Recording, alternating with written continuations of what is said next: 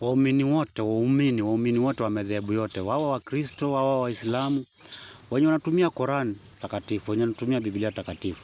Nataka tuanze upya na tuanze kukaa chini, tuanze kufikiria kabla ya hizi vitabu viwili vya kidini tulikuwa tukiabudu vipi na tulikuwa tunaishi maisha gani, na tuangalie maisha tulikuwa tunayaishi wakati kulikuwa kuna Biblia na wakati kulikuwa kuna Qur'ani, na saa hii wenye kuna Biblia na kuna Qur'ani.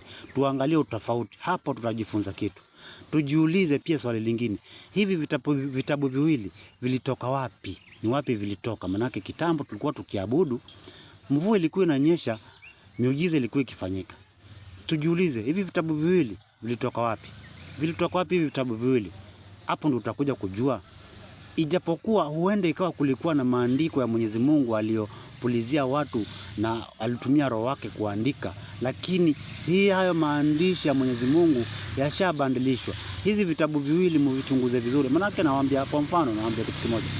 Ni vipi inasemekana kwamba tajiri hata uone ufalme wa mbingu, maskini ndio wako na ufalme wa mbingu?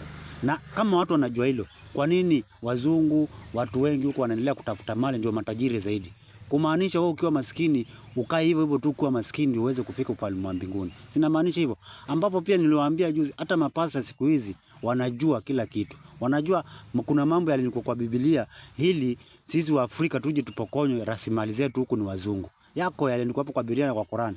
Tulidanganywa, nawaambia tulidanganywa hao watu. Maana hizi sio vitabu vilikuwa huko kwetu kitambo. Hivi vimetoka huko. Hii ni Western culture.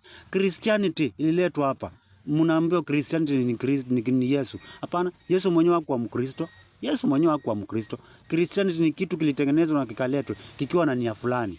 Na ile nia ikaja ikatimia, na ndio baadaye kuona bunduki ikaanza kutumiwa. Kwa hivyo nawaambia nini? Nawaambia mchunguze nyinyi, mchunguze vizuri na mjipange kutafuta pesa.